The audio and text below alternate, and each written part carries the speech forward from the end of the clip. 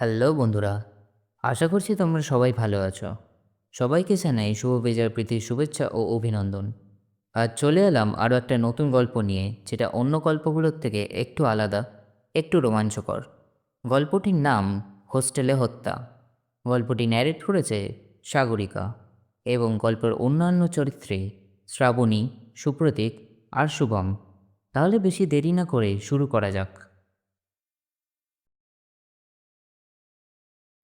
Marine ড্রাইভের কাছেই একটা আরামপ্রদ হোটেলে 7 তলার সুইটের ব্যালকনিতে দাঁড়িয়ে সমুদ্রের লীলা খেলা দেখার ফুরসতে কত 20-30 ভাবছিল মন্দিরা। শীত পড়ব পড়ব এমন ঋতুতে আরব সাগর যতটা শান্ত থাকবে ভাবা গিয়েছিল, তেমনটি কিন্তু নয়। বরং ঢেউগুলো মস্ত ফনা তুলে ঝাঁপিয়ে পড়ছিল বালুকা বেলায়। হয়তো এটা ভাটার সময়, তাই বিদায় নিতে না চাওয়া জলের এমন দৌরাত্ম্যপনা। তবে এমন অশান্ত না হলে সমুদ্রকে কিন্তু মানায় না। জানলা দিয়ে কী যেন দেখে মন্দিরা লাফিয়ে উঠল উচ্ছ্বাসে। সে বলল, দেখে যাও, কি সুন্দর জাহাজ একটা। মনে হচ্ছে একটা বিশাল ঈগল উড়ে এসে যেন বসল সমুদ্রের ওপর। সুমিত যথারীতি ব্যস্ত তার কাজে। মুম্বাইতে অবশ্য বেড়াতে আসেনি সুমিত, ছোট্ট একটা কাজ নিয়ে এসেছে। কাজটা উপলক্ষ উদ্দেশ্য মন্দিরাকে সঙ্গে নিয়ে 2-3 দিন নির্ভেজাল বেড়ানো। সেই ছোট্ট কাজটির গভীরে ডুব দিয়েছে ভোরবেলা উঠেই। এখন মন্দিরার ডাকাডাকিতে তার সার ভাঙে। ঘাট তুলে সে বলল, এখনও জাহাজ দেখার বয়স আছে নাকি? বাহ, জাহাজটা কি সুন্দর দেখো। জানলা এসে দেখলে তবেই বুঝবে বয়স আছে কি না। যে কোনো সুন্দর জিনিস যে কোনো বয়সেই দেখা যায়, মন্দিরা বলে উঠল। মন্দিরা তৃতীয়বার ডাকে আর সাড়া না দিয়ে পারল না সুমি। তার হাতের গুচ্ছের কাগজ সেন্টার টেবিলে উপুর করে রেখে এসে দাঁড়ালো জানলায় চোখ রেখে। জাহাজটা কিছুক্ষণ অপলক দেখে বলল, আমার বউটা বেশ রোম্যান্টিক, তাতে কোনো সন্দেহ নেই। মন্দিরা হাসি হাসি মুখে বলল, কাল তো তুমি কমলা নেহরু পার্কে যেতেই চাইছিলে না, অথচ গিয়ে বুঝতে পারলে তো মেরিন ড্রাইভ এমনিতেই সুন্দর, কিন্তু মালাবাল হিলসের ওপরে কমলা নেহরু পার্ক যেমন সুন্দর, সেখান থেকে মেরিন ড্রাইভ আরও চমৎকার দেখায়। সত্যি, মুম্বাইয়ের শ্রেষ্ঠ আকর্ষণ এই মেরিন ড্রাইভ। আরব সাগরের কিনারে, এখানে একেবারে তৃতীয়া চাঁদের মতো আশ্চর্যভাবে বাঁকানো। কিনারে রাতের বেলা সার সার আলো থাকায় মেরিন ড্রাইভকে যেন লতিয়ে পড়া একটি দীর্ঘ সোনার বিছেহারের মতো লাগে। মালাবার হিলসে উঠে দেখলে সেই সৌন্দর্য আরও বহুগুণ। মুম্বাইবাসী তাই মেরিন ড্রাইভকে আদর করে নাম দিয়েছে কুইন্স নেকলেস। সেই কুইন্স নেকলেস দেখে সুমিতের মতো কেজো মানুষও কাল বলেছিল চমৎকার। রথদর্শন ও কলা বিক্রয় এমন রৌপসূচক পেয়ে সুমিত বেশ খুশ মেজাজে আছে সান্তাক্রজ বিমানবন্দরে নামা ইস্তক। মন্দিরার রোম্যান্টিকতার সঙ্গেও চেষ্টা করছে তাল মেলানোর। মন্দিরা তাতে বেশ উল্লসিতই বোধ করছে, কারণে অকারণে হাসছেও বারবার। সুমিতের সঙ্গে হঠাৎ মুম্বাই উড়ে আসাটা মন্দিরার কাছে একেবারেই অভাবনীয়। কলকাতার ব্যস্ত সমস্ত জীবনে অবসর বলতে কী বোঝায় তা মন্দিরা ভুলতেই বসেছে। যাই হোক, রোজ সকালে উঠে সেই একই রুটিন। সকালে উঠে বাড়ির কাজ সেরে অফিস যাওয়া, সারাদিন অসংখ্য ফাইলের সই, মিটিংয়ের পর মিটিং, তারপর সন্ধে ক্লান্ত হয়ে ঘরে ফিরে আসা। ফিরে এসে সোফায় বা বিছানায় গায়ে এলিয়ে কাগজ বা কোনো ভালো বই পেলে তাতে চোখ পাতা। কখনো ফিরতে ফিরতে রাতে 9:30 কি 10টা। ততক্ষণে লুনা ঘুমিয়ে পড়েছে তাদের অপেক্ষায় থেকে থেকে। কাজের মেয়ে গীতার জিম্মায় কেটে গেল তার 3 বছরের জীবন। বাবা মাকে কাছে পাওয়া তার কাছে তাজমহল দেখার মতো। ঘুমন্ত লুনাকে আদর করার সময়ও নেই তাদের। তখন ক্রমাগত হাই তুলতে তুলতে কোনো ক্রমে খাওয়া সেরে বিছানায় গায়ে লিয়ে দেওয়ার অপেক্ষা। ঠিক এরকমই ব্যস্ততার মধ্যে মুম্বাই থেকে এই আমন্ত্রণপত্রটি এসে পৌঁছাতে সুমিত একদিন রাতে ডাইনিং টেবিলে ঝিঙে পোস্ত দিয়ে ভাত মাখতে মাখতে বলল, চলো, সামনের সপ্তাহতেই মুম্বাই যাই। মন্দিরের গলায় ভাত আটকে যাচ্ছিল আর একটু হলে। ভূতের মুখে রাম নাম উপমাটা ব্যবহার করতে গিয়েও বেঁধে গেল সে। সুমিত সম্পর্কে এহেন অভিধা না দিয়ে বলল, এভারেস্ট কি 30 ডিগ্রি হয়ে গেল আজ? না, এভারেস্ট হেলে না গেলেও সুমিত ঠিক করেছে এই আমন্ত্রণটি সে রাখবে। তার সব অ্যাপয়েন্টমেন্ট কিছুটা এগিয়ে পিছিয়ে মন্দিরাকে নিয়ে পাড়ি দিয়েছে মুম্বাইতে। কিন্তু ছোট্ট লুনাকে সঙ্গে আনেনি। সোনালি চাপার খুবই ন্যাওটা হয়েছে লুনা। সেই বলল, এরকম হারিকেন ট্যুরে ওকে নিয়ে গেলে খুব ধকল যাবে ওর ওপর দিয়ে। এখনো ভ্রমণের আনন্দ বুঝতে শেখেনি ও। তাছাড়া তোমাদের কখন কোথায় থাকতে হয় তার ঠিক নেই। আমি আর গীতাদি দুজন মিলে ওকে সামলে রাখবো, তোমরা ঘুরে এসো দিদি। সোনালি চাপার প্রাজ্ঞতাকে তারিফ করে দুজনে দীর্ঘ আলোচনান্তে সেই রকম সাব্যস্ত করেছে অতএব। কিন্তু তবু মনের মধ্যে খুঁতখুঁতানি যায় না। প্লেনে ওঠা স্তক লুনার অনুপস্থিতি একটা আলপিন ফোটাচ্ছে মনের কোথাও। কিন্তু দিন চারেকের ব্যাপার, তার মধ্যে প্রচুর ঘোরাঘুরি। লুনার কষ্টই হতো তার মা বাবাকে কাছে পেতে গিয়ে। মোটামুটি 3-4 ঘন্টা পর পর একবার করে ফোন করে নিচ্ছে লুনাকে। লুনার সঙ্গে কথাও বলে নিয়েছে বার দুই। লুনা মোটেই বুঝতে পারছে না তার বাবা মা ঠিক কতটা দূরে আছে। প্রতিদিন তো এইভাবেই অফিসে বেরিয়ে যায় তারা, সেই রাতে ফেরে। শুধু রবিবারই যা একটু সময় দিতে পারে তাকে। লুনা সেই রকম হিসেব করেই ফোনে জিজ্ঞাসা করে নিয়েছে কখন অফিস শেষ হবে, কখন ফিরে আসবে তারা। সোনালি চাপাও বলেছে, তোমাদের কোনো চিন্তা নেই দিদি, ও দিব্যি খেলছে ওর 100 খেলনা নিয়ে। আমি তো সারাক্ষণ ওর সঙ্গেই খেলছি। মন্দিরার চিন্তা তাতে কিছুটা কম। সোনালি চাপা ভারী চমৎকার মেয়ে। ওর জীবনের শুরুতে একটা বড় ধরনের আঘাত পাওয়াতে নিজেকে স্থিতধীর করে তুলেছে। মন্দিরের সঙ্গে গাম স্টিকের মতো ঘোরে। অবসর সময় কাটায় লুনাকে নিয়ে। মুম্বাই পৌঁছে কোম্পানির নির্দিষ্ট হোটেলে উঠে মন্দিরা কিছুটা নিশ্চিন্ত। মেরিন ড্রাইভের কাছে এই হোটেলটা যেমন চমৎকার দেখতে, তেমনি বিলাসবহ, দামও আকাশ ছোঁয়া। সুবিধে এই যে সব খরচ আমন্ত্রকদের। খুবই আরামদায়ক সুইটে দিন চারেকের বসবাস। সুমিতকে একটা পেপার পড়তে হবে মাঝের 3টায়, ঘন্টা 3-এর উপস্থিতি, ব্যাস। বাকি সময়টা শহরের দ্রষ্টব্য দর্শন। মন্দিরা প্রথম দিনেই মুম্বাইয়ের অনেকটা পথ একটা শীতাতপ নিয়ন্ত্রিত গাড়িতে ঘুরে নিয়েছে। যাওয়া আসার পথে দেখেছে মুম্বাইয়ের কিছুটা দ্রষ্টব্য। গিয়েছিল আন্ধেরি আর জুহু বিচ, যেখানে ফিল্ম ইন্ডাস্ট্রির যাবতীয় গ্রামাররা বসবাস করেন বিশাল একটা ফ্ল্যাট নিয়ে। রাতে মালাবার হিলস থেকে নেবে চৌপট্টিতে গিয়ে চানা বাটোরা খেয়েছে তাড়িয়ে তাড়িয়ে। দ্বিতীয় দিনটা সুমিতকে পেপার পড়তে হবে বলে তাদের ভ্রমণসূচি ফাঁকা। সন্ধে কি করবে এখনও তারা ভাবেনি। আগামীকাল যাবে এলিফ্যান্ট কেভস দেখতে। আপাতত সুমিত খুব মনোযোগ দিয়ে তার পেপারটায় চোখ বোলাচ্ছে, এখানে ওখানে কাটাকুটি করছে। বুড়োতে ভাঁজ পেলে তন্ময় হয়ে আছে নিজের বক্তব্য যথাযথ হলো কি না তা ভেবে।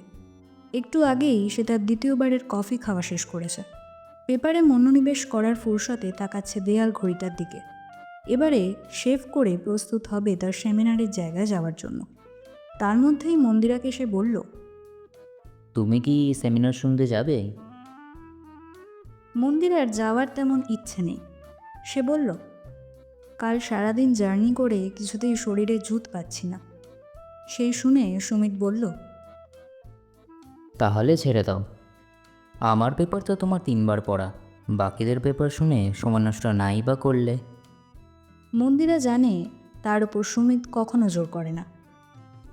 বরং তার অনিচ্ছা দেখে সুমিত বলল, তাহলে ডাইনিংয়ে ফোন করে ব্রেকফাস্টের কথাটা বলে দাও, 9:30টায় গাড়ি আসবে বলেছে। মন্দিরা তখনই ইন্টারকামের বোতাম টিপে ধরেছে ডাইনিং হলের ম্যানেজারকে। অর্ডার দিচ্ছে সুমিতের ব্রেকফাস্ট। মন্দিরা জিজ্ঞেস করল, মিনিট 10-এর মধ্যে আপনারা পাঠিয়ে দিতে পারবেন? কেননা সুমিত শেভ করা থেকে শুরু করে স্নান সারতে সময় নেয় প্রায় 10 মিনিট। তারপরেই বসে পড়বে ব্রেকফাস্ট নিয়ে।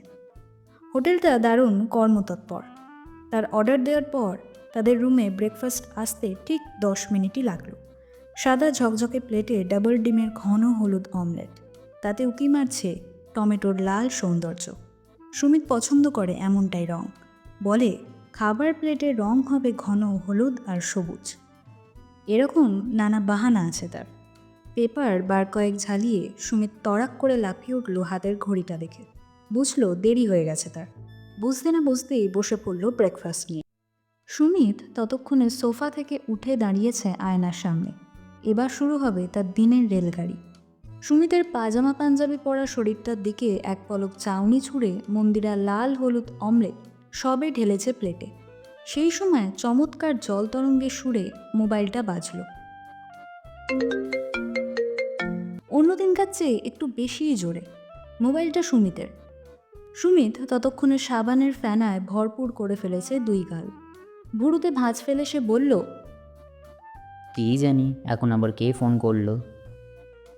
সেই শুনে মন্দিরাও বলল, নিশ্চয়ই উদ্যোক্তাদের কেউ কথা বলবেন তোমার সঙ্গে। সাবান মাখা গালেই মোবাইল চেপে ধরে সুমিত বলল, হ্যালো। পরক্ষণে কি যেন শুনে মোবাইলটা কান থেকে তুলে এগিয়ে দিল মন্দিরার দিকে। সে বলল, কলকাতা থেকে নাকি ফোন এসেছে। মন্দিরা চমকে উঠে বলল, সোনালি চাবা ফোন করেছে নাকি? সুমিত বলল, না না, ফ্যাক্টরির কেউ মনে হচ্ছে। হাঁপ ছেড়ে মন্দিরা বলল, নিশ্চয়ই তোমার ফোন, নইলে এত সকালে আমাকে কে আর ফোন করবে বলো? ফ্যাক্টরির গুঁড়ো ওড়াচ্ছে অমলেটের ওপর। ফ্যাক্টরির চেয়ারম্যান সুমিত চৌধুরী গালে রেজার চালাতে চালাতে বলে, ফ্যাক্টরি সুপারভাইজার পল্লব দস্তিদার বলছেন, ব্যক্তিগত ব্যাপার, খুব সিরিয়াস। তুমি শুনে নাও তো চট করে। বলো, সন্ধ্যের পর আমি রিং ব্যাক করব। মোবাইলটা হাতে নিয়ে মন্দিরা দেখল তাতে সাবানের ফেনা। শাড়ির আঁচল দিয়ে ফেনা মুছে হাসল এক ঝলক, বলল, "হাহ, চেয়ারম্যানকে চাইছে, তুমি অমনি আমাকে ধরিয়ে দিলে বলো, পারো বটে।" ম্যানেজিং ডিরেক্টর মন্দিরা চৌধুরী বুঝল এই তাড়াহুড়োর মুহূর্তে সুমিত টেলিফোনটা ধরতে চাইছে না। তবে সাবানরঞ্জিত সুমিতের পক্ষে সত্যি ফোন ধরা অসুবিধে, সেই কথা বুঝেই মন্দিরা প্লেটটা ঢাকা দিয়ে কানে লাগালো মোবাইল। সে বলল, হ্যালো। ম্যাডাম, পল্লব দস্তিদার বলছি। খুব বিপদে পড়ে আপনাকে বিরক্তটা করছি। বলতে বলতে হাউমাউ করে কেঁদে ফেললেন ফ্যাক্টরির মাঝবয়সী সুপারভাইজারটি। একদিন সকালটা আসে একদম অদ্ভুতভাবে, কোনো আগাম নোটিশ না দিয়ে আচমকা হানা দেয় মন্দিরার ভাবনার সুতোগুলো ঘেঁটে ঘুঁটে দিয়ে। সেই রকমই একটা দিন শুরু হলো আজ, যখন মন্দিরা প্রবল ব্যস্ত সুমিতকে প্রস্তুত করে সেমিনারে পাঠানোয়। রিসিভার কানে লাগিয়ে কিছুক্ষণ শোনার পরেই তার মুখের চেহারা বিবর্ণ। কোনো ক্রমে সে বলল, সে কি এত ভালো ছেলে, তা কি করে এরকম, মানে? বেশ কিছুক্ষণ শোনার পর রিসিভার রাখলো যথাস্থানে। অতঃপর তাকালো সুমিতের দিকে। সুমিত তখন দুগালে ব্লেডের আঁকাবুকি কাটছে তুলির মতো করে। তার ফর্সা গালে ফুটে উঠেছে চমৎকার সবুজ আভা। মন্দিরার কথায় এমন কিছু অস্বাভাবিকতা ছিল যার কারণে তার তুলি থেমে যায় কিছুক্ষণের জন্য। সে জিজ্ঞাসা করে, কোনো দুর্ঘটনা? উত্তরে মন্দিরা বলে, সাংঘাতিক, খুবই স্যাড নিউজ। তাই নাকি? কি হয়েছে? তোমার নিশ্চয়ই মনে আছে প্রোডাকশন উইংয়ের দেবদত্তবাবুকে, তার ছেলে দিব্যসারথী মেডিকেলে চান্স পেয়েছিল বলে আমরা খুব কংগ্রাচুলেশন জানিয়েছিলাম। দেবদত্তবাবুর স্ত্রী তো অনেক দিন আগেই মারা গেছেন। ছেলেটাকে অনেক টাকা খরচা করে পাঠিয়েছিল পুনে। সেই ছেলেটি কাল রাতে পুনে মেডিকেল কলেজের হোস্টেলে মারা গেছে। শুনে সুমিত বলল, বলো কি গো? সুমিতের ব্লেড কেঁপে গেল। আরেকটু হলেই কেটে যাচ্ছিল চিবুকের কাজটা।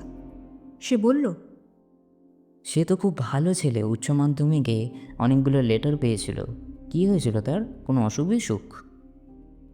মন্দিরা মুখ শুকনো করে বলল, না, আনন্যাচারাল ডেথ। হোস্টেল থেকে জানানো হয়েছে আত্মহত্যা। সুমিতের ব্লেড থেমে যায়। সে বলে, আত্মহত্যা? হঠাৎ কি এমন হলো? পল্লববাবু জানালেন তার হাতের শিরা নাকি ব্লেড দিয়ে কাটা। সুমিত বলে, মাই গড। সুমিত চোখ বুঝল মৃত্যুর কারণ জেনে। মুখে বলল, ভেরি স্যাড।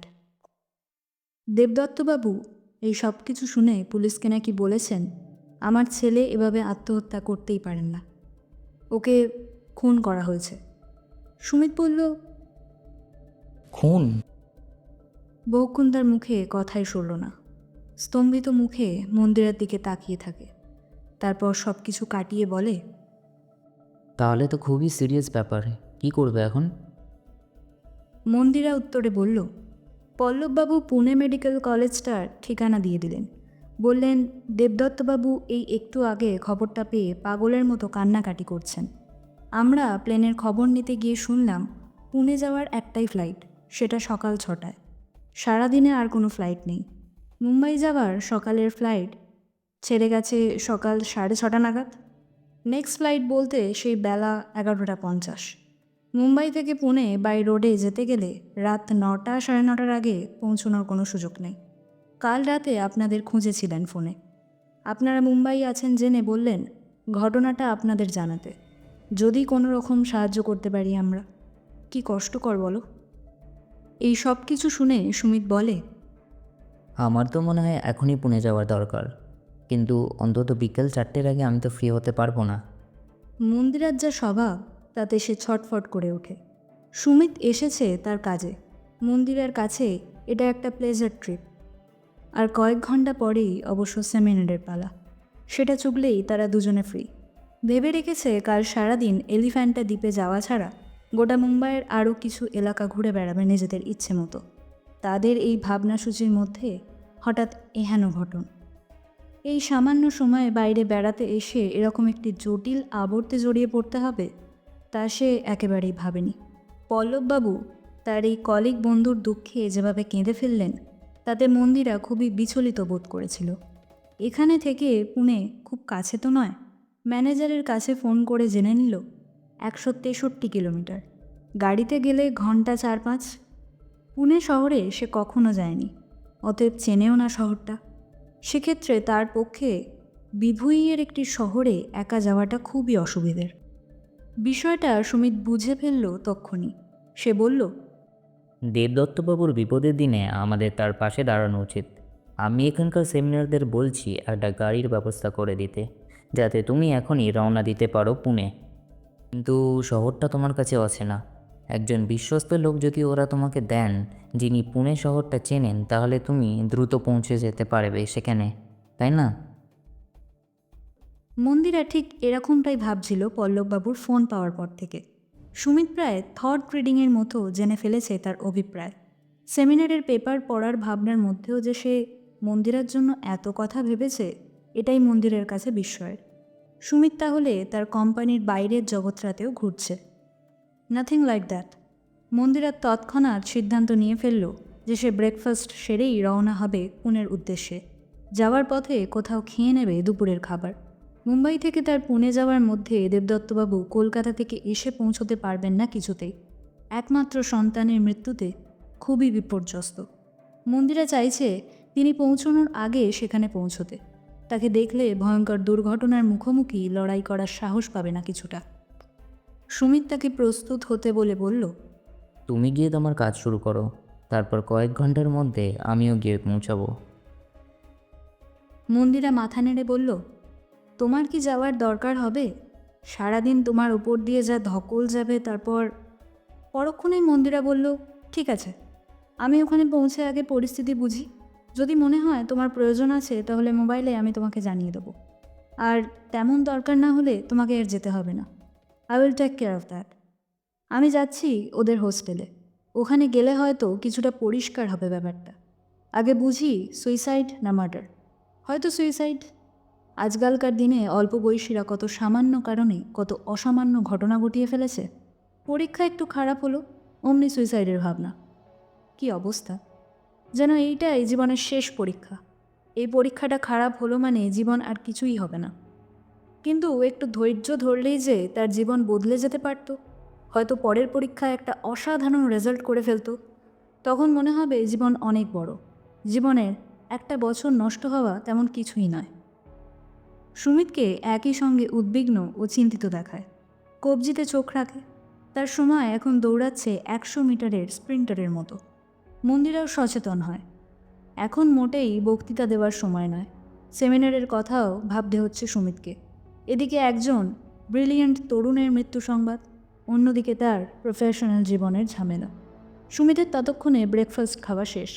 কাঁটা চামচ ক্রস করে রেখে উঠে পড়েছে সোফা থেকে। দেরাজ খুলে পোশাক বার করে ফেলল দ্রুত। রঙিন টাইটা বাঁধা শেষ করে দ্রুত কার সঙ্গে কথা বলল মোবাইলে। মোবাইল অফ করে মন্দিরাকে বলল, ওকে। মন্দিরা উৎকণ্ঠা মিশিয়ে হাসল। তার মনে তখন উত্থল দিয়ে উঠেছে হাজার ঝড়, লক্ষ প্রশ্ন। সুমিত বেরিয়ে যাওয়ার আধ ঘন্টার মধ্যে মন্দিরার কাছে এসে পৌঁছল এক চমৎকার আধুনিক কেতার গাড়ি। চকলেট রঙের গাড়িটায় ঝাঁকুনি প্রায় নেই বললেই চলে। মেরিন ড্রাইভের নীল সমুদ্রের মায়া ত্যাগ করে তাদের গাড়ি ছুটে চলল পুনের পথে।